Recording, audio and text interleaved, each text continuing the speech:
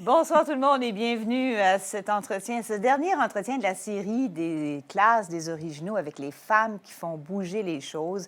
Et puis au cours de la prochaine heure, vous allez rencontrer, et puis probablement tomber en amour avec une femme qui a non seulement fait bouger ce qui existait déjà, mais qui a construit, qui a créé, qui a bâti quelque chose. On vous la présente bientôt. C'est pour ça d'ailleurs qu'elle fait partie de ce mouvement des originaux dont vous venez de voir la définition dans la vidéo, des diplômés de l'Université du Québec à Montréal, qui ont un parcours unique, qui ont un parcours parfois atypique, des gens qui ont fait avancer leur profession, qui ont une influence par leur personnalité, par leur parcours unique aussi.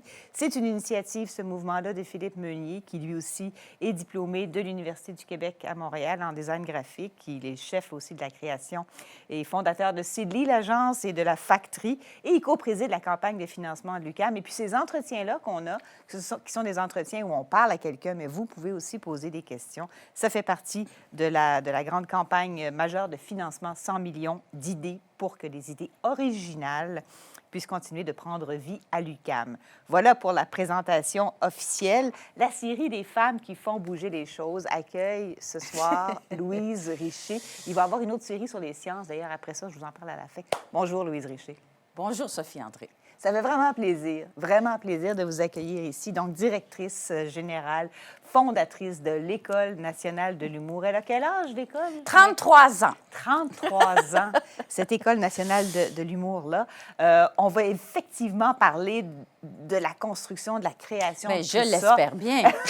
Mais on va reculer un petit peu plus loin. Oui. Je vais avec vous faire le même genre d'entrevue que j'ai fait avec les deux autres femmes Oui. qu'on a interviewées là-dedans, donc Pénélope McQuaid et puis Joëlle Parent, une entrevue que j'appelle AOC, là, c'est appellation d'origine contrôlée, mais pas du tout. C'est l'audace, l'originalité et la constance. C'est à peu près les trois morceaux de trépied qu'on va utiliser. On va commencer par l'audace. Puis là, je vous dis tout de suite, c'est vrai à vous qui êtes à l'écoute, commencez tout de suite à envoyer vos questions parce qu'au fil de l'entretien, si vous avez des questions, bien, on va les intégrer puis on va les poser à Louise Richer. On va reculer un petit peu. Avant la bachelière en psychologie de l'Université du Québec à Montréal, il y a eu une jeune fille, et si j'ai compris, on a eu des cours d'entretien, si j'ai compris, vous étiez une jeune fille sage, pas rebelle, puis peut-être même avec une certaine admiration pour les rebelles. Est-ce que vous êtes capable de nous décrire la petite fille qui regardait les rebelles comme ça? Puis, je parle de ça, là, c'était mon état fondamental au primaire. Oui. Alors, la petite fille qui voulait bien faire, qui ne voulait pas faire d'erreur, qui était très stimulée par son père, qui n'avait pas étudié. En fait, mon père est né en 1913 et qui valorisait beaucoup l'éducation, valorisait d'ailleurs beaucoup les sciences et qui m'a investie parce que j'étais assez bonne à l'école et qui, d'une certaine façon, je ne sais pas, puis plus tard dans la vie, rétrospectivement, on dit peut-être que j'ai voulu rendre honneur à mon père et j'ai continué à nourrir, en fait, avoir cet appétit-là pour apprendre. Probablement que l'impulsion, je crois que je peux saluer mon père là-dessus. Oui. Sauf qu'éventuellement, dans la vie aussi, on se demande pourquoi on fait les choses. On ne peut pas les faire éternellement pour son père. Non, il y a un moment donné où papa est bien, mais bon, oui, il faut c'est ça. Autre chose. Alors, donc, je voulais, être bonne, avoir des bonnes notes. Et effectivement, j'avais une admiration sans borne pour les filles qui avaient une espèce de dégagement par rapport à l'autorité. Et quand on était en vacances l'été, là, quand Rachel m'appelait, là, c'était un honneur pour moi qu'on daigne me porter de l'attention, un peu plus dégourdi que moi, et éventuellement, par exemple, dès le secondaire, là, j'ai fait mon cours classique, là, tu sais, d'éléments latins aversifs. Là, le côté rebelle ou peut-être une certaine assurance a pu me permettre de me dégager de cette... C'est pas de la soumission, là, mais effectivement d'un certain... C'est peut-être une gêne au départ. Oui, tout à fait. Ou peut-être l'âge où on se construit, que vous avez pris le temps de construire quelque chose de solide avant de sauter, de prendre peut-être appui là-dessus pour sauter dans quelque chose de plus inconnu. Plus inconnu à l'époque, c'est la psychologie à l'Université du Québec à Montréal. Oui. C'était tout neuf. Non, l'université avait déjà quelques années, mais... Bien, très peu d'années, effectivement. Et donc, moi, d'ailleurs, influence du papa, je suis rentrée au cégep en sciences pures. Je voulais m'en aller en mathématiques. Puis, à un moment donné, j'ai bien compris que c'était pas ma voie. Là. Ça prenait pas une grande écoute ou une grande introspection pour s'apercevoir que c'était pas la bonne route.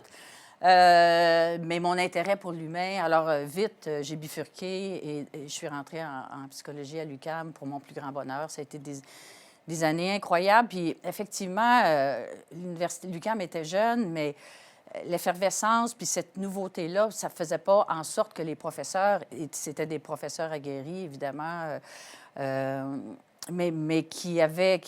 où les ornières n'étaient pas établies. On était, en tout cas, à inventer tout le monde ensemble, évidemment. D'abord, le corps professoral, mais l'esprit même qui animait l'ensemble des parties prenantes à l'UQAM. Puis je me permets tout de suite la parenthèse. Puis parallèlement aussi, la vie, appelons ça parascolaire. J'ai beaucoup fréquenté une discothèque à l'époque qui était dans le demi-sous-sol du Sainte-Marie, qui est, bon, derrière le Jésus, qui s'appelait l'UDUQ. L'UDUCU. D'accord. L'Université du Québec, oui. l'UDUQ. Et il y avait une fonde de gens qui fréquentaient l'UQAM à l'époque. On avait les Pierre Huet, Michel Rivard, Alain Saunier, qui a même... Qui était mon patron. Ben oui, c'est ça, à l'information à Radio-Canada. Et Beau Dommage a fait ses premiers spectacles-là. Il y avait une effervescence qui était à la fois à l'intérieur, puis en tout cas dans le périphérique, avec une effervescence d'un Québec aussi qui s'affirmait culturellement et, bon, à plein de niveaux. Alors, ça a contribué, l'ensemble, j'ai l'impression, de la vibration créative. Pour moi, ça a été, en tout cas, c'était une période, une espèce d'immersion. Puis je suis rentrée très jeune à l'université, qui était très... C'est un élément, c'est une assise pour moi. Ça a constitué... on est presque jaloux. On est presque jaloux à vous écouter en imaginant l'Université du Québec à l'époque, puis quand c'est pas dans des cours qui sont extraordinaires parce qu'on sort des ornières, on se retrouve à l'UDQ à faire le party avec Beau Dommage, on peut être un peu jaloux. Bien, si vous voulez, en tout cas, moi, c'est une période. Puis même, c'est ça, je disais, entre mon bac et ma maîtrise, parce que j'ai entrepris la maîtrise, j'ai arrêté un an et j'ai travaillé à l'UDQ. Mais donc, très, très impliquée au niveau culturel. Alors là encore, c'est une faune artistique que je n'avais pas côtoyée antérieurement, qui ne faisait pas partie de ma vie ou de l'environnement familial. Et il y a vraisemblablement une autre injection que j'ai reçue à ce moment-là. Oui, parce que les arts de la scène, parce que vous êtes comédienne aussi. Oui, mais éventuellement, oui, c'est ça. Ça s'est révélé plus tard. Oui, c'est ça. Vers la fin de la vingtaine, où effectivement, une pulsion refoulée, que j'ai laissé le geyser, je l'ai laissé. Le geyser a jailli. Oui, puis je ne pouvais plus l'arrêter, je ne pouvais plus effectivement le contrôler. Et puis j'étais très engagée par rapport à la psychologie. J'ai même enseigné au Centre d'études universitaires de l'Ouest québécois. Bon. Et à un moment donné, je ne pouvais plus résister. Et puis j'ai coécrit une pièce, et puis pour valider des choses. Puis je suis partie étudier le jeu, l'acting à New York, parce que j'étais trop vieille pour les écoles de théâtre. Alors c'était, là, comme dit, je suis une défroquée. Et donc, je me suis engagée, mais avec tu sais, excusez l'expression, mais je craignais, j'avais peur, j'avais la chienne en mauvais français. Mais l'impulsion était tellement forte que j'ai suivi ce courant-là. Bien, c'est bien parce que là, on est dans le A, dans l'audace, puis vous dites, j'avais peur, j'avais la chienne, mais j'y allais pareil. Puis ça c'est... Qu'est-ce qui fait qu'on est capable de comprendre qu'on a peur, mais de faire le saut quand même, puis d'y aller quand même? Est-ce que vous faites violence à chaque fois? Parce que là, on parle du passé, mais j'ai l'impression que vous fonctionnez encore comme ça maintenant. Oui. que vous vous mettez toujours en péril. J'allais dire presque malheureusement, mais non. Non? Oui, c'est ça. Mais je crois en la déstabilisation. Et puis, à un moment donné, on peut voir, puis tu sais, je trouve aussi que la confiance en soi, c'est la quête d'une vie également. Mais puis, éventuellement, on a une connexion, puis on a une écoute à l'intérieur qui fait en sorte que l'élément moteur ou la puissance de l'impulsion est tellement forte que, et éventuellement, puis Toute résistance devient inutile. non, effectivement. Et puis, à un moment donné, on dresse le doute ou on en fait un ami ou la remise en question pour que ce soit constructif. Et puis, on accepte, c'est presque une résignation de dire oui, je peux être proactive, je peux éventuellement faire quelque chose qui s'avérera audacieux, mais c'est pas antinomique, le doute et la proactivité. Puis je pense qu'à un moment donné, ce que je recherche fondamentalement, c'est une quête de consonance, de cohérence intérieure. Et puis je pense que c'est ça qui m'aura guidée, qui me guidera, j'ose croire, encore aujourd'hui. Mais c'est le sentiment, moi, la dissonance entre les valeurs, entre ce que je peux faire ou ce que je peux. Mais l'élément, la quête fondamentale, c'est une quête de cohérence. C'est quoi la place de l'échec puis de l'erreur là-dedans? Parce que se lancer comme ça, respecter ce qui est cohérent pour soi, ça peut des fois nous mener dans des cul-de-sac. Ça peut nous mener à l'échec. Est-ce qu'il y en a eu? Ah, il y en a eu. Oui. Puis, mais je pense que j'ai eu vite le sentiment qu'on perd rarement son temps. Et de comprendre que la vie n'est pas une ligne droite, puis que les méandres, les courbes, des fois, peuvent être abruptes ou peuvent être, tu sais, c'est comment on dit ça en conduite automobile, là, négocier un virage. Oui. Il y a des virages fichtrement difficiles à négocier, mais avoir le sentiment fondamental qu'on est en apprentissage puis en évolution. Ça aussi, c'est comme une espèce de contrat que j'ai pris avec moi-même, de dire... puis l'évolution passe par la déstabilisation. Et les pas qu'on fait, tu sais, l'espèce d'image, c'est essayer d'avoir un pied qui est relativement sur une surface solide, mais vivement d'avoir l'autre pied qui, lui, va chercher son assise, puis va chercher sa sécurité, mais ça se construit. Le pas suivant, le ciment va finir par prendre éventuellement pour pouvoir... Puis après ça, c'est l'autre qui doit... Fait que dans ma tête, c'est la volonté d'apprendre et puis c'est la façon de... Si on veut être stimulant, il faut être stimulé d'abord et avant tout pour éventuellement penser que... Qu'on va être contagieux.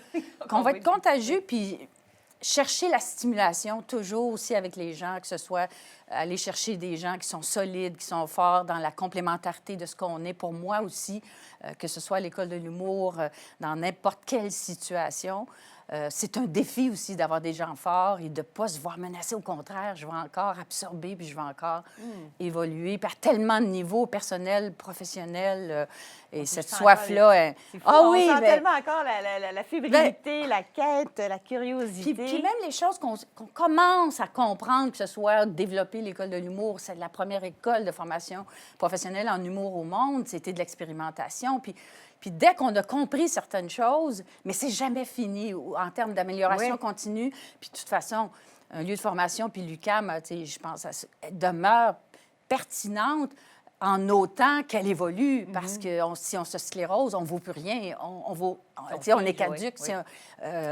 On va parler justement de l'École nationale de l'humour, parce que j'imagine que si on parlait à la petite fille du primaire qui voulait être première de classe en lui disant tu vas devenir la marraine de l'humour au Québec. Là, ça s'en vient être la grand-mère, pas mal.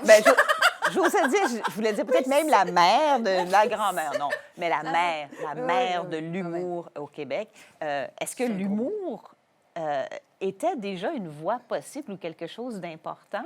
C'est drôle parce que quand j'ai étudié le juge, que je pensais comme comédienne, c'était ça mon souhait, puis mon désir, puis je me voyais dans le dramatique. Puis c'est assez particulier que quand je suis revenue de New York, le Club Soda, qui était à l'époque sur l'avenue du Parc, ouvrait.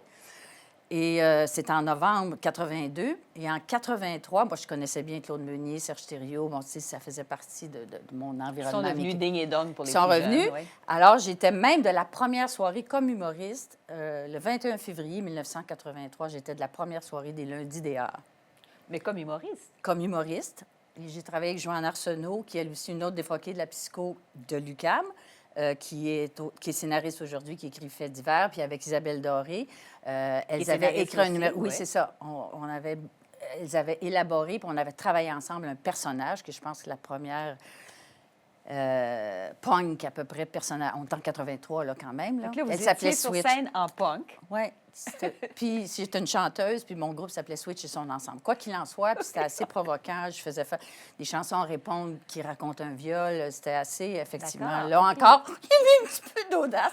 Je me remémore certains. Mais le premier soir, en tout cas, ça avait super bien été, mais tout ça pour... faut que je te fasse court. Je me suis impliquée dès la semaine suivante à la direction artistique avec Serge et Claude qui était débordé. Alors, c'est là aussi que ça a été un élément extrêmement important. Puis avec Louis Saya, ultérieurement, aussi d'autres saisons des Lundis des Arts. Après ça, j'étais à la tête des Lundis juste pour rire. Alors là, je baignais avec... surtout au Lundi juste pour rire, avec des gens qui n'étaient pas connus, tu sais, des Lise Dion, des Martin Petit, des Michel Courtemanche. Alors, c'est là que j'ai côtoyé ces gens-là, puis si l'humoriste, c'est un auteur-interprète là, qui avait à maîtriser deux ordres de compétences, on peut dire, à savoir l'écriture et le jeu. Et nous, on les recevait en audition, un petit commentaire à la va-vite, puis après ça, il y avait un besoin très, très palpable d'offrir des ressources à ces créateurs-là en humour, ce qui n'existait pas. Alors, c'est là que vous avez senti l'appel. Tout à fait. On a besoin donc d'encadrement ou d'offrir un encadrement à ces gens-là. Parce que les humoristes, il y en avait déjà. On était déjà il y en avait, mais on était en mutation ou ouais. en transformation, parce que le profil même de l'humoriste, en tout cas, je ne sais pas si vous voulez aller... tu sais, d'où les gens arrivaient, les gens venaient antérieurement plus du théâtre. Oui. Puis, en tout cas, il n'y avait pas la même quantité de créateurs en humour. Mais là, avec la LNI, est un élément extrêmement important dynamiquement dans l'effervescence qu'on connaît aujourd'hui, parce que les gens arrivaient de l'impro, les courtes-manches de ce monde, vrai, oui. les Martin Petit. Ça a donc défini un nouveau profil du créateur en humour, complètement. Donc, voilà, en tout cas, c'est ça ceci nous amène à cela. C'est là, pour les gens qui sont à l'écoute, que vous remarquez que Louise Richer, quand elle parle d'humour, c'est très sérieux. Il y a un regard qui est presque académique dans l'évolution de l'humour. Je dis presque académique, ça l'est, parce que avec tout ça, vous avez dit, il y a moyen de faire une école nationale de l'humour. C'est pas une idée qui a fait l'unanimité au départ. Il paraît qu'il y a eu un peu de vent contraire, que l'idée... Regardez-moi les cheveux aujourd'hui, les vents décoiffants. Ah oui, c'est ça. C'est fou, mais ça, je ne m'attendais pas à ce point-là. Oh non. Mais c'est ça. Alors, mais l'école a été, en fait, fondée sous l'égide de Juste pour rire, puis on a été sous l'égide de Juste pour rire pendant 5 ans. Donc, ça fait 28 ans aujourd'hui que l'école est autonome, et je tiens à le souligner. Effectivement, puis le contexte de départ est un beau contexte d'expérimentation parce que les étudiants étaient rémunérés. Il y avait un programme spécial qui a fait en sorte que, je dis toujours, quand on explore puis on y va par essai et erreur, quand nos cobayes sont rémunérés, on dort mieux.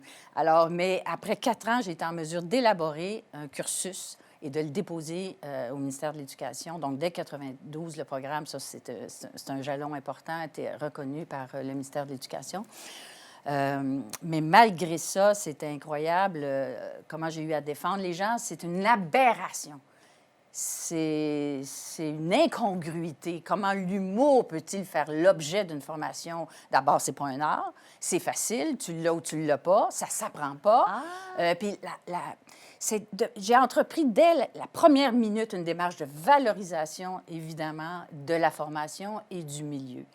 Alors, j'ai eu à le défendre sur tellement de plateformes et je ne m'attendais pas à devoir être une guerrière et des fois, je dis, je vais écrire un livre, puis il va s'appeler « J'ai rencontré le mépris ». C'est incroyable comment on a pu... le regard qu'on a pu porter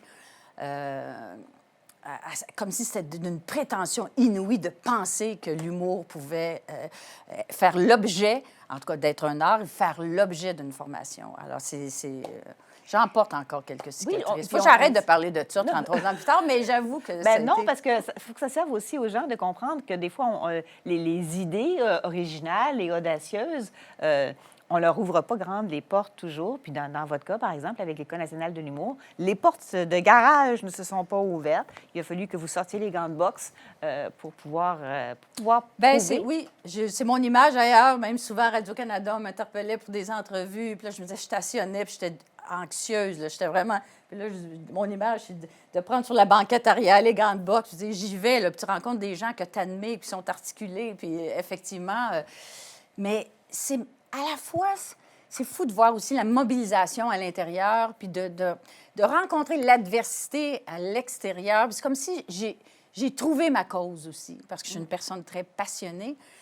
Puis je me sens privilégiée d'une certaine façon, puis soit l'adversité, puis on apprend à se défendre, ça nous oblige aussi à articuler encore mieux et d'avoir un niveau de vigilance par rapport à ce qu'on offre. Puis d'avoir un niveau d'excellence. Parce qu'il va toujours falloir justifier, parce que vous étiez constamment obligé de faire face à des préjugés par rapport Absolument. à la valeur de l'humour, donc, et à la place de l'humour. Est-ce qu'il y a une question ici qui vient de Jean-Sébastien Massarelli, qui vous demande si vous êtes influencé par le boom américain et british des années 80, comme lui il parle de Saturday Night Live, Robin Williams, Eddie Murphy ou Rowan Monty Atkins. Python. Monty Python, The Meaning of Life. Et, Mais oui, absolument, c'est sûr. Et ça transparaît dans ce qu'on peut... En tout cas, j'appelle ça les vents qui soufflent à l'école. Mais j'ai déjà le goût de vous dire, c'est particulier parce qu'à un moment donné, je suis une passionnée d'humour, mais c'est particulier. Je pense que je suis fondamentalement... Je suis émue en disant ça, c'est fou. Je pense que, finalement, je suis fondamentalement une éducatrice. Oui, la transmission. La transmission, puis la nature même de la transmission, de la relation à l'autre. Et pour moi, là, ma job, puis au départ, voyons, c'est fou, à chaque fois, c'est parce que c'est profond. C'est de dessiner un espace sécurisé d'évolution. Oh. C'est ça, ma job. Mais c'est fou, comme c'est actuel. Absolument. Oui, oui. Puis aujourd'hui, on ne retient même pas pour le programme humoriste, on retient moins de 10 des candidats. C'est fou, là, c'est très contingenté. Puis à la fois, on veut les inviter à explorer. Puis au fil des ans, les objectifs se sont multipliés. On veut aussi les aider à affiner leur regard sur le monde. Il y a des cours de sciences politiques, des cours de français. Alors, il y a des figures imposées, il y a du style libre. Mais pour moi, j'ai compris aussi, peut-être que ça revient à la notion d'éducation, c'est garnir la banque de matières premières qu'on va éventuellement façonner pour en faire des blagues. Mais je vois l'humoriste comme un chroniqueur de son temps. Bon. Mais on les invite à explorer, mais il faut leur donner un espace où ils ont le droit à l'erreur. Nous, on ne parle pas du droit à l'erreur, on parle du devoir à l'erreur. Parce que si tu ne te trompes pas, c'est parce que tu ne risques pas. Et pour moi, puis la formation est tellement exigeante. Là. Puis j'ai encore un regard admiratif, puis je me dis, mon Dieu, qu'on leur en demande. Mais ça, peut-être la décrire aux gens, parce qu'on se dit, l'École nationale de l'humour, c'est le fun d'un bout à l'autre, c'est drôle d'un bout à l'autre. Les gens, il n'y en a pas beaucoup qui rentrent, on sait que c'est contingenté, mais... Pas en tout. D'accord. Non, mais c'est dans l'exigence, puis c'est de la création. Puis j'avais pas compris ça au début, mais c'est une démarche hautement introspective. Ta matière première, c'est toi-même. Ah oui. Puis tu te caractérises à tellement de nouveaux, tu établis jour après jour une posture par rapport à des enjeux sociétaux, par rapport à où me situais-je? Où me situe-je, si vous préférez? Dans quel étagère, oui. Et c'est très souffrant. Et effectivement, d'avoir à circonscrire le pourtour bien, fondamentalement, c'est de quoi je veux parler. Qu'est-ce qui m'importe, qu'est-ce qui m'intéresse, puis comment. C'est un contenu et une forme. Mais c'est fou comment, en tout cas, les difficultés à plein de niveaux sont omniprésentes dans cette démarche-là introspective. Et je dis, puis pour moi, c'est venu vite, je reviens peut-être à l'éducatrice, qu'on accompagne un créateur, un citoyen et un humain. Hey, on a tout un diplôme après ça? Oui, mais l'humain est très interpellé dans ses profondeurs, d'une certaine façon, dans cette démarche-là artistique. Alors, puis c'est important. Puis je pense qu'aujourd'hui aussi, puis on le voit à la mouvance dans toute la société, que ce soit dans les entreprises, dans l'éducation de nos enfants, on parle beaucoup d'humanisation aujourd'hui. Il y a comme un retour à l'essence, puis à la relation humaine. Mais pour moi, la qualité relationnelle avec nos étudiants, on s'en vient pas gaver des gens, on s'en vient. Ils sont maîtres éventuellement de leur évolution, de leur contenu. Puis moi, je veux que les vents qui soufflent à l'école soient nombreux, soient décoiffants, et puis soient même divergents. Pour moi, c'est très important qu'ils soient en contact avec des gens qui n'ont pas les mêmes positionnements. Mais ça, c'est pas contradictoire. Vous venez de dire, je veux leur faire un espace sécuritaire. Oui. Et puis maintenant, Oui. quand on parle des safe spaces, c'est un peu des endroits où les gens qui ne veulent pas être contrariés ne seront pas Bien, on les heurtés. nourrit, on les chatouille de... Je devrais pas dire... chatouiller, c'est pas... Ça aussi, il faudrait que je revoie mon lexique de stimulation. Mais... il faut... Puis c'est eux, les maîtres d'œuvre, qui vont choisir qu'est-ce qui convient. Là. Tu sais, on fournit une masse, puis ils sont actifs là-dedans. Ils ne sont pas juste à recevoir, puis on n'est pas là, on ne gave pas des oies. On les expose. Et finalement, puis c'est toi qui vas faire... Bien, c'est toi, je ne vous tutoie pas, là, Sophie André. Non. Mais c'est l'étudiant qui va cristalliser les éléments du casse-tête qui vont constituer son persona humoristique. Parce que c'est ça, un humoriste, puis j'ai appris ça parce que, bon, je le dis aux gens, moi, j'anime une émission de science à la radio, à Radio-Canada. On a fait 1 heure sur la science du rire en se disant, qu'est-ce qu'on va pouvoir faire pendant 1 heure? Et puis là, on vous a appelé, un de nos journalistes, puis là, le raz de marée de références et d'importance. Parce que tout ça, ce que vous dites là, c'est que ça vient du fait que l'humour, c'est un sujet de recherche, c'est un sujet de recherche transdisciplinaire. Oui. Il y a quelqu'un qui demande si votre formation, Anouk Mayotte, par exemple, votre formation en psychologie, par exemple, est-ce que ça vous a aidé pour ça? C'est sûr. Parce que l'humour, finalement, c'est très sérieux puis c'est très riche. C'est très sérieux. Puis d'ailleurs, je salue votre émission de façon générale, puis de façon spécifique. Sur l'humour. C'est ça d'avoir parlé d'humour. Parce que c'est assez fascinant parce que le Québec est la Mecque de l'humour, tu sais, à peu près dans oui, le on monde, dit ça. l'Europe, C'est vrai, les ça, regards. c'est vrai ou Non, non? non, mais C'est vrai? en tout cas, dans la francophonie, puis je pourrais vous raconter, en tout cas, des belles choses qui sont des indicateurs très positifs de ce qu'on a enfanté, les profs, tout le monde ensemble, les praticiens. Mais l'humour est à travers le monde, je ne sais, il y a le nombre de départements en humor studies qui existent, puis il y a des associations qui... Et c'est particulier comment les universités commencent à peine à s'ouvrir à, justement, ce sujet-là, qui est un sujet sérieux, puis c'est transdisciplinaire, comme vous le dites. Puis revenons aussi, puis ça a été traité par des philosophes, par M. Freud lui-même, ou comme mécanisme fondamental d'adaptation, d'équilibre humain, de résilience, de socialisation.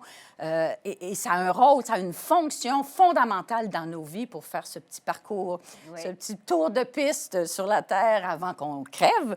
Et assurément, puis... Là, encore, il faut que je m'arrête. Mais non, mais c'est important de...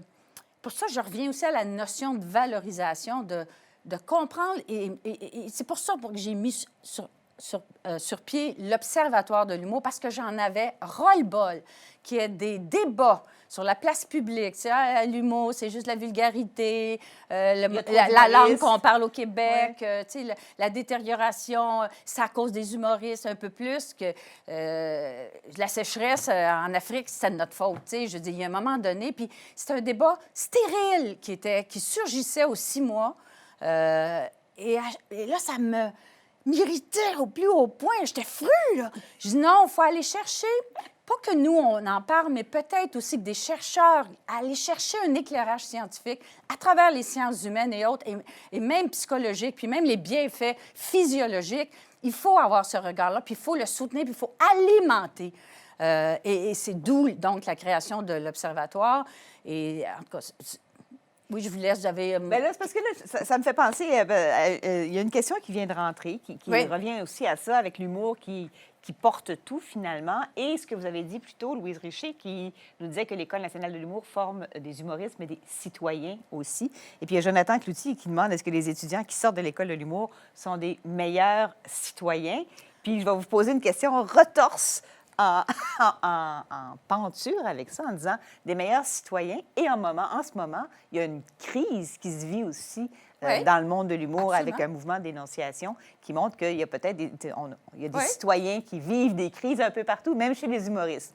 Oui, c'est ça, j'allais vous je l'ai mis dire. comme ça. Chez les humoristes, mais Il y en a- ailleurs il y en a aussi. ailleurs aussi. C'est ça, puis en entreprise, dans Oui. tous les milieux. Puis bon, c'est ça. Cette nuance-là est quand même importante. D'accord. Euh, Est-ce qu'ils sont meilleurs citoyens? Bien, j'ose croire Quand ils qu'on sortent les en allume ouais. sur beaucoup de choses.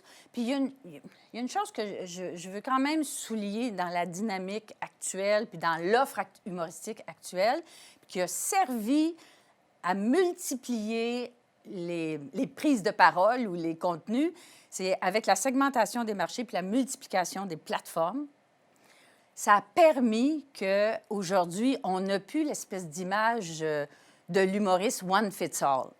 Qu'il va conquérir tous les publics, il va conquérir, puis là, tu vas avoir 6-7 vedettes qui vont vendre 600 000 tickets pendant leur tournée. Alors aujourd'hui, il y a tellement de canaux différents, puis les gens peuvent trouver leur public. Ça nourrit une diversification des voix.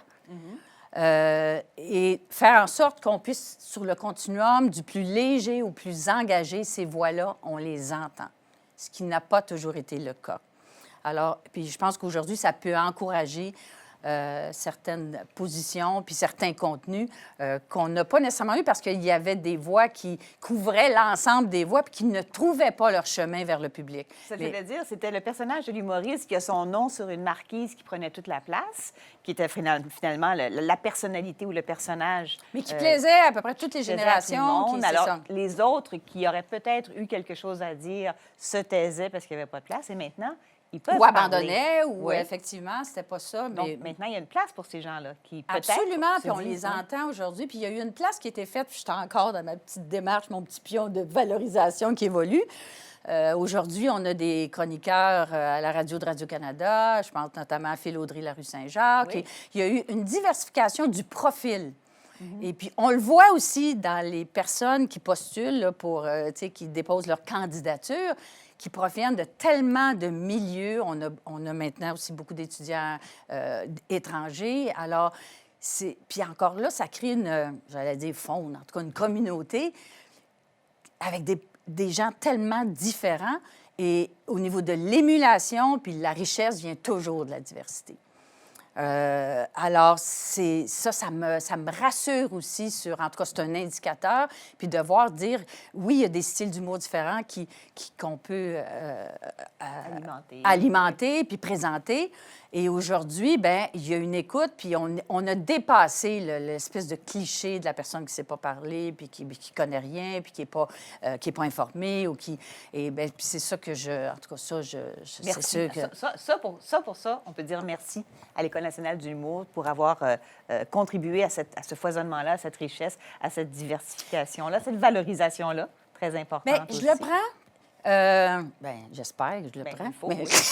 Verra. il faut le prendre. Mais moi, je reviens, puis il y a un principe que quand je suis allée en 2019 en France, parce qu'eux n'ont pas de lieu de formation, et ils voient aujourd'hui les producteurs français, puis les humoristes français, puis ils voient à quel point un lieu de formation, l'impact que ça a sur un écosystème. Fait que, tu sais, je suis rendue à une espèce d'argument tellement simpliste de dire que seraient les arts visuels sans lieu de formation? Que serait le théâtre? Que serait le cinéma sans école de formation? Pourquoi ces principes-là n'étaient pas suffisants, mais l'humour ne méritait pas un lieu de formation parce que ça vaut rien?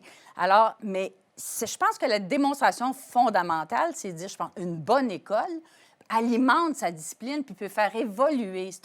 C'est un vecteur d'amélioration, d'évolution de sa discipline. Puis je dis ça sans prétention, mais puis l'école est belle parce que tout le monde est tellement impliqué, parce que nos profs, à 90 sont des praticiens. Fait que la pratique passe la porte.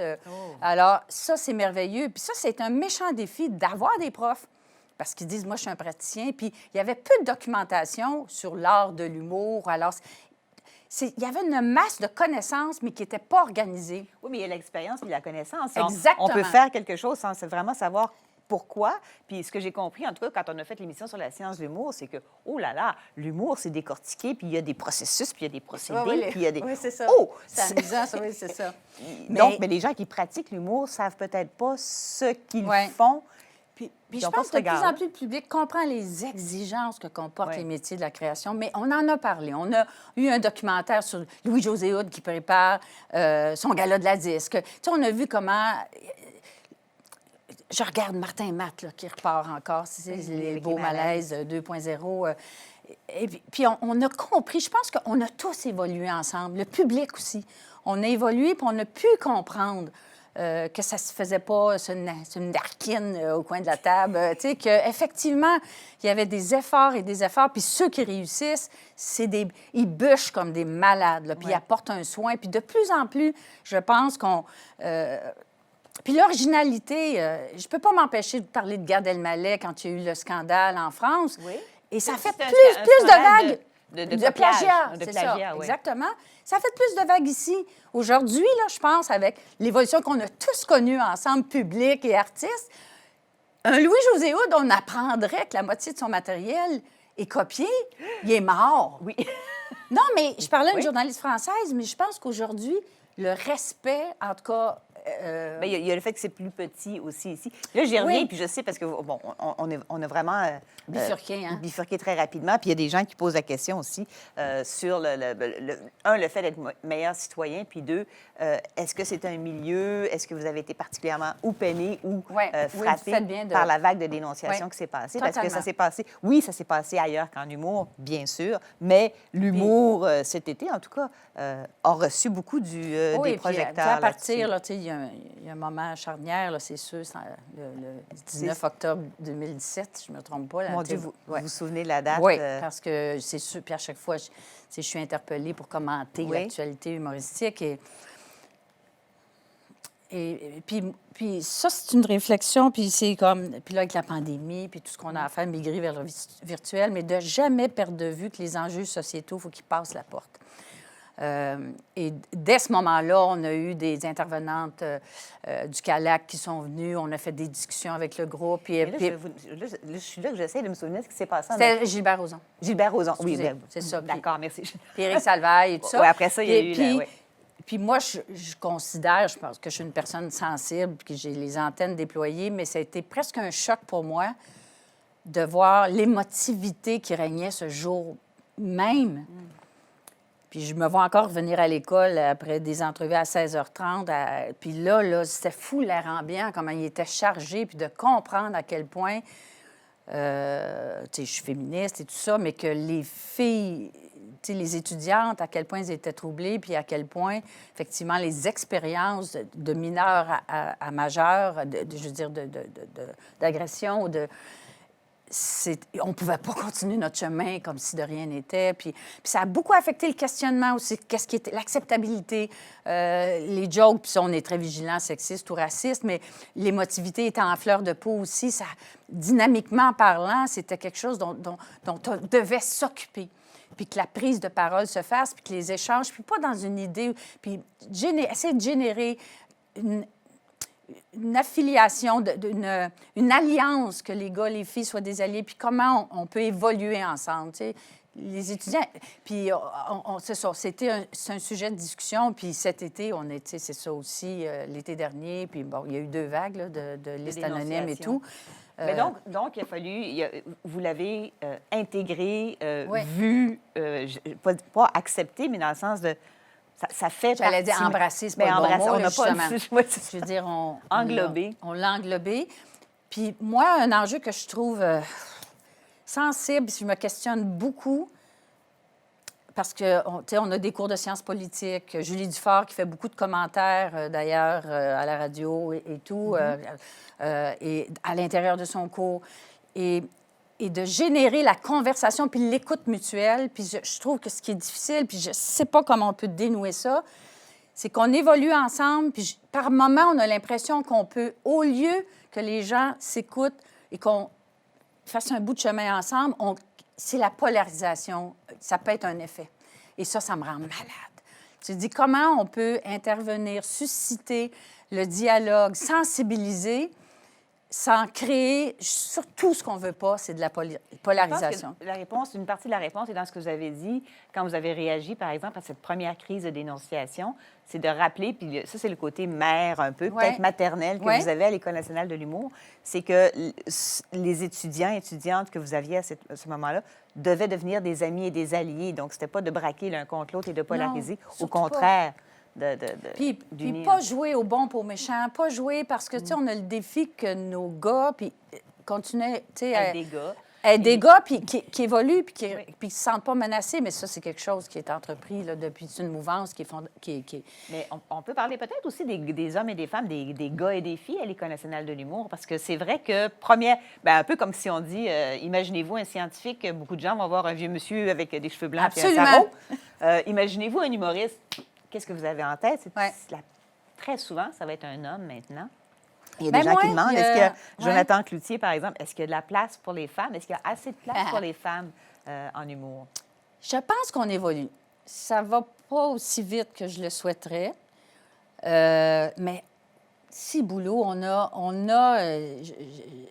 c'est drôle parce qu'on regarde l'évolution des carrières. Il y en a, on voit... je pense à Charles Beauchesne avec son podcast. Tu sais, il était persévérant, mais on a des carrières où ça s'affirme avec fulgurance. Tu sais. Puis beaucoup de filles, notamment, j'ai trouvé, là, tu sais, Catherine Levac, notamment. Tu sais, les Grandes Crues, Ève Côté. Voyons, j'ai un blanc. Mon Dieu. Je peux pas vous aider, ça va venir. Oh, je m'en veux, je suis gênée. Oh là là, c'est pas possible. Senior moment. C'est pratique. Alors, ben, c'est malheureusement de plus en plus vrai, là, tu sais, je veux dire. Mais je trouve... Virginie Fortin, tu sais, Mariana Mazza, il y a quand même...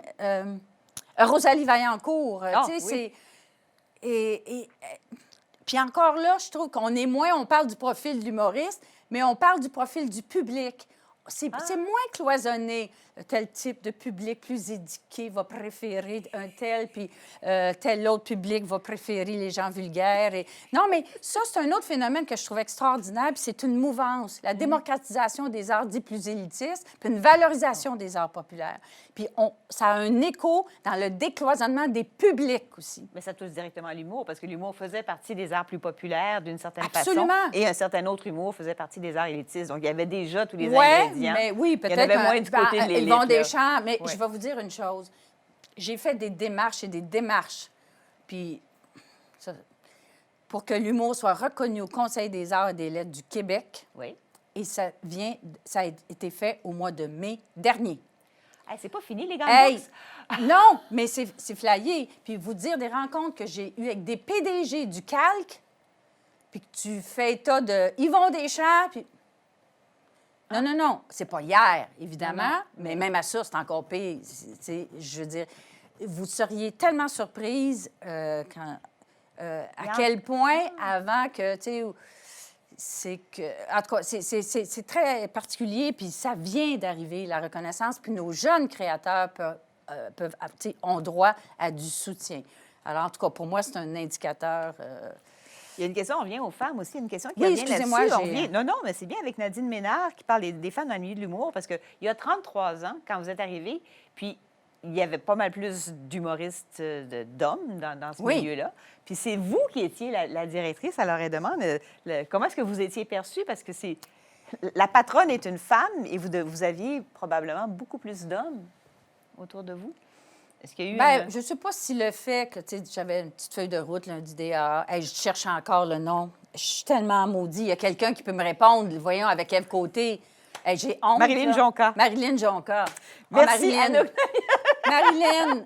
Oh, ça apparaît, c'est magique. Je capote. Bon, merci. J'ai fait un appel au public. Là, c'est comme tous pour un. C'était le moment tous pour un, mesdames et messieurs. Mais... moi, je ne l'ai pas vu comme ça, ou peut-être que comme, tu sais, je le disais tantôt, je suis une éducatrice. Puis je sais pas. Ouais. Puis j'ai eu mon one-man show, mais je n'étais pas... j'étais plus là, tu sais. Puis la relation qu'on a, parce que Dieu sait que des petits coqs qu'on a reçus, là, tu sais, les gens ont des égaux, tu sais, Oui. c'est assez... Il paraît qu'en humour, il y a des égaux. Mais c'est pas, on parle pas d'autorité, on est tellement là pour les soutenir, puis les accompagner, puis amener l'éclosion aussi de leur singularité, qu'on n'est pas en opposition, puis on est en conversation continue avec nos élèves. On les rencontre à tous les mois, comment ça va, puis ça s'appelle les réunions, comment ça va. Et on les écoute parler de leur école. Fait que je dis, on a construit, on continue à faire évoluer cette école-là en écoutant tout le monde. Et la diversité? Parce que Et la diversité, oui, ça c'est un autre gros point. C'est Sophie-Anne Morancy qui demande la question. Tellement. Et ça, je me souviens, je pense, toujours à Adib Al-Khalidé, puis qui était fabuleux, Oui. puis qui était beaucoup interpellé à la fin de sa formation pour, justement, comme un représentant de la diversité. Puis ça a été une grosse question des longues discussions qu'on a pu avoir, puis dire, pauvre Yaoub, là, on a besoin de modèles. Que ce soit n'importe quel groupe ou sous-groupe de la société, on a besoin de modèles, puis en quelque part, c'est fou, mais tu n'as pas à l'assumer, à réfléchir, mais c'est presque faire œuvre utile, tu sais. Fait que, alors, puis là, effectivement, surtout des gens d'origine, j'allais dire maghrébine, c'était effectivement, il y a beaucoup, je pense à Nas Assouna. Ça, c'est dans les gens qui sont passés par l'École nationale de l'humour. c'est ça. Pour Exact. les profs, est-ce que vous avez ce souci-là d'avoir une plus grande diversité? Oui, mais comme c'est relativement nouveau qu'il y a des praticiens, Oui. effectivement, issus de la diversité culturelle, bien, effectivement, il y a un petit délai avant que ça puisse, malheureusement, tu sais, trouver écho. Venir enseigner. Mais des femmes, il y a Sonia Cordeau, qui travaille notamment avec les appendices, qui enseigne chez nous. Alors ça, oui, c'est ça, on a vraiment Mais une comme préoccupation. partout, ce souci-là, il est là en ce moment, d'avoir plus de femmes, plus de diversité. On va revenir au rôle. C'est intéressant parce que là, c'est un petit peu peut-être de la sociologie. On sort de la psychologie. Rivo Ramallah qui demande le rôle social de l'humoriste, où sont passés l'insolence du fou du roi, l'humoriste qui critique nos dirigeants. Est-ce que ça a évolué aussi dans la petite évolution que... Bien, il y a eu, puis c'est sûr que la toile de fond sociopolitique va colorer aussi le style d'humour, de l'humour engagé qu'on a eu avec, au moment où, que ce soit du PQ ou autre, quand le projet nationaliste et tout, l'ensemble chanteurs, humoristes étaient tous engagés, bon, dans cette cause-là. Après ça, il y a eu toute l'espèce de... On parle beaucoup de la montée de l'absurde en réaction aux 2 référendums qui n'ont pas fonctionné, le retour sur soi-même, une espèce de repli individualiste, mais qui n'est pas juste dans le contenu humoristique, mais qui colore l'ensemble de la société, de ses citoyens et des individus. Et puis bon, il y a tout aussi, bon, évidemment, l'influence américaine du stand-up. Mais là, j'ai l'impression...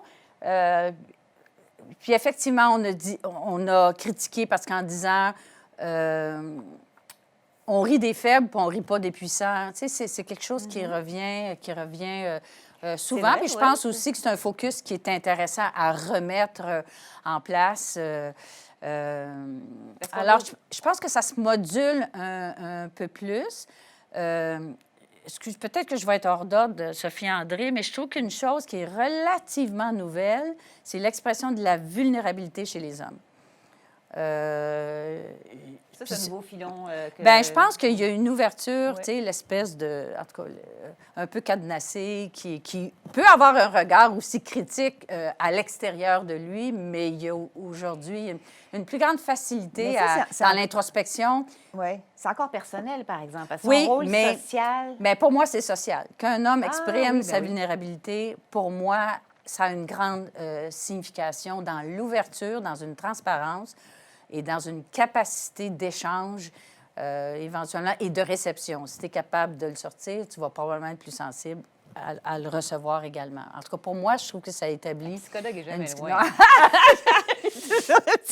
Toujours une... Mais une... Puis Oui.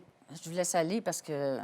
Il y a des gens qui vous trouvent encore plus séduisante, blanche que rousse. Là, je vous donne des Ah, commentaires ça, c'est comme drôle, ça. oui, c'est ça. Mais c'est c'est la pandémie, hein? C'est comme, voilà, c'est le senior cheveux, tu sais, mais je ne sais pas, là.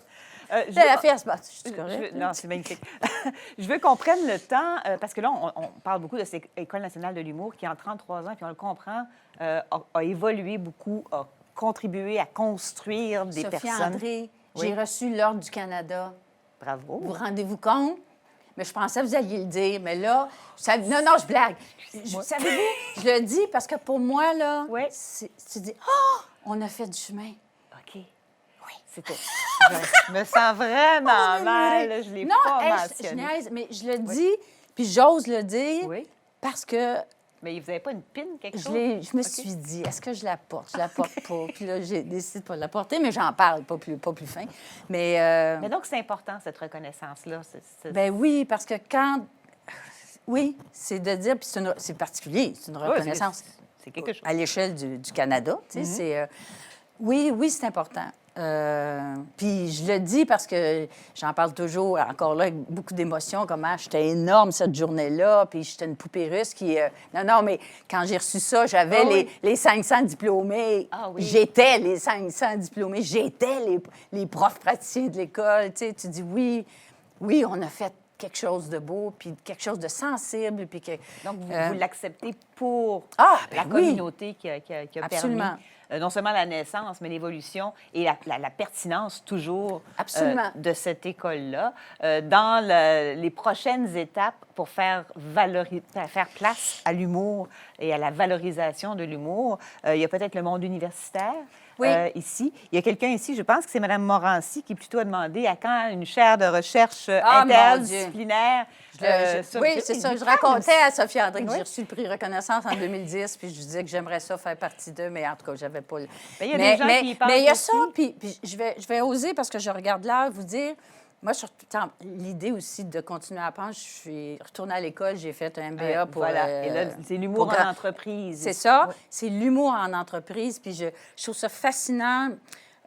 Puis ça a débuté des interventions en entreprise parce que les entreprises nous ont sollicités, parce qu'il y a des gros problèmes d'enjeux d'attraction, de rétention de personnel. Puis on revient beaucoup à la notion aussi d'engagement, de motivation des personnes en entreprise. Puis aujourd'hui, les gens qui ne se sentent pas respectés en entreprise, les jeunes, là, je parle des systèmes motivationnels des jeunes générations, ils sacent leur camp. J'appelle ça presque une impatience programmée. Non, mais si tu n'es pas stimulant, si tu ne reconnais pas la richesse que je peux apporter à ton entreprise, si tu n'es pas bienveillant, j'allais dire, ou vigilant sur un cadre sain, tu as un climat sain à l'intérieur de l'entreprise. Moi, Puis aujourd'hui, nous, si j'avais à le résumer en une phrase, on présente l'humour comme vecteur d'humanisation des milieux de travail au service de la qualité relationnelle et de la qualité communicationnelle. Donc, l'humour en entreprise, c'est pas comme quelque chose qu'on rajoute, un petit extra, un petit peu de sauce qui rend... Tout à coup, ça prend une intégré signification, dans le puis ça leadership. rejoint les valeurs même de l'école. OK. Dans le bien-être qui devrait exister, puis la vigilance par rapport au bien-être des humains qui sont dans l'entreprise. Puis je finis par dire que, comme une école, les entreprises, on devrait être des lieux d'évolution. Et comment on fait évoluer les humains. Puis plus on va les faire évoluer, plus ils vont être engagés, puis plus ils vont être motivés. Puis ça, la recherche à travers la planète, Human Management, Human Leadership, Human Workplace, je veux dire, ils mettent sous la loupe. Là, oui. Alors, ça revient aux Humor Studies, aux études, puis que vivement, effectivement, que notre milieu universitaire soit plus ouvert et qu'on crée vraiment officiellement une chaire sur l'humour, puis qui est transdisciplinaire. Oui, parce que là, on a parlé de psychologie, de sociologie, on peut parler de philosophie aussi, de différentes disciplines qui peuvent se servir ou étudier l'humour comme objet ou comme sujet là, absolument. de recherche. Mais là, vous parlez aussi de gestion des ressources humaines puis Écoutez, d'administration. les chercheurs, c'est magnifique, là. Ils vont... une approche pour caractériser la dynamique d'une équipe. Ils vont faire constituer leur corpus à partir de l'humour qui circule dans l'équipe, puis ils vont être en mesure de diagnostiquer la qualité relationnelle dans l'équipe. Puis là, on parle, effectivement, autant l'humour peut être affiliatif, va créer la cohésion de l'équipe. Tu sais, le rire ensemble au service du vivre ensemble, autant, effectivement, il y a le côté sombre de la force. Alors, ça, c'est fascinant. Puis là, je suis en lien avec des gens, des actuaires, de tellement de milieux. Je suis venue à l'UQAM aussi, Canadian Tire. C'est fou. Non, mais la quête actuelle pour ramener, effectivement, humaniser les milieux de travail puis générer un meilleur bien-être. Et ça, l'humour, bien, en tout cas, on le comprend. Puis ce que je comprends, par exemple, vous avez parlé du besoin de transmission, mais c'est plus que ça. Ça, c'est le C dans mon AOC Constance. Depuis tantôt, on est sur la durée, sur l'évolution, sur le fait de, pour pouvoir durer comme ça, il faut garder une curiosité, il faut garder une énergie, comme vous Mais la transmission, il faut être conscient de l'autre, supposément le récepteur, mais il est aussi important pour moi-même. C'est jamais à sens unique. Puis il faut valoriser les deux sens, puis la réciprocité. Puis souvent, on parle de mutualisme, on parle de... Je trouve ça... C'est aussi dans la transmission, c'est de l'écoute, puis de savoir qu'on peut apprendre de l'autre. Est-ce que l'École nationale de l'humour va intégrer ce nouveau volet-là? Parce que là, l'École nationale de l'humour, ça forme des professionnels de l'humour. Mais est-ce que ces professionnels de l'humour-là, éventuellement, seront des professionnels qui vont agir en entreprise, qui n'ont peut-être pas le profil du performeur? Absolument. C'est ça qu'on est en train de mieux structurer actuellement. On travaille beaucoup. Mon Dieu, je regarde là. On travaille beaucoup aussi. C'est ma job, c'est pas grave. Non, je le sais, mais on travaille en francisation. Vous rendez-vous compte? Tu sais, quand on parle d'impact social puis de l'utilisation de l'humour, puis on revient aussi à la proximité des humains l'un envers l'autre. Puis à travers le ludique, on est capable aussi de s'engager dans un apprentissage et puis dans une prise de parole qui peut être ou anecdotique. Puis on travaille aussi avec les adolescents dans des commissions scolaires, dans des milieux, dans des écoles multiculturelles et de favoriser cette prise de parole-là où les gens vont faire état. Notamment, c'est des deuxièmes générations du clash qu'ils ont avec leurs parents, qui sont les premiers. Ah oui. Fait que c'est des sujets comme ça, mais avec une certaine distanciation émotive pour pouvoir traiter de ces sujets-là puis les partager. Non, n'est-ce pas extraordinaire? Moi, en tout cas, depuis tantôt, j'ai rien qu'envie de m'inscrire à l'École nationale de l'humour. Il me semble que je serais meilleure après ça. Je serais une meilleure personne, meilleure citoyenne. Et c'est là qu'on verrait, c'est là qu'on voit en fait toute la richesse de tout ça. Puis c'est une richesse que vous avez beaucoup contribué, Louise Richer, à nous faire connaître, que vous continuez à faire. On le sent, là, vous portez votre flambeau, là, vous êtes dans les entreprises, mais chez Canadian Tire. Puis travailler avec des jeunes, puis travailler aussi, tu sais, en tout cas... C'est toujours, je pense que c'est la première fois qu'on se rencontre et qu'on fait une entrevue. Je dis que c'est toujours intéressant. C'est intéressant de vous rencontrer, Louise Richer. Louise Richer, donc, fondatrice, directrice générale de l'École nationale de l'humour. Ordre du Canada, officiellement, prix reconnaissance de l'UQAM, donc quelqu'un qui a non seulement marqué, mais qui continue de marquer la société dans laquelle on évolue. Donc, vous êtes la dernière de ces entretiens des classes des originaux avec les femmes qui font bouger les choses. Puis comme je le disais au début, vous n'avez pas juste fait bouger quelque chose, vous avez carrément construit presque brique par brique. Oui, c'est une belle image, oui. Mais je n'étais pas toute seule. Je suis pas toute seule. Non, avec tous les gens avec qui vous avez reçu l'Ordre du Canada. Oui, puis généreux, puis et qui vont poursuivre aussi. Absolument. Parce que j'ai pas l'impression que vous allez arrêter tout de suite, en tout cas. Ça n'a pas l'air d'être dans les cartes. On s'en parle. D'accord, il y a sûrement le champ qui a plein d'énergie encore. Alors, ça clôt la série de ces entretiens des classes des originaux de l'UQAM dans le cadre de cette grande campagne de financement. Mais ça clôt seulement la série sur les femmes qui font bouger les choses.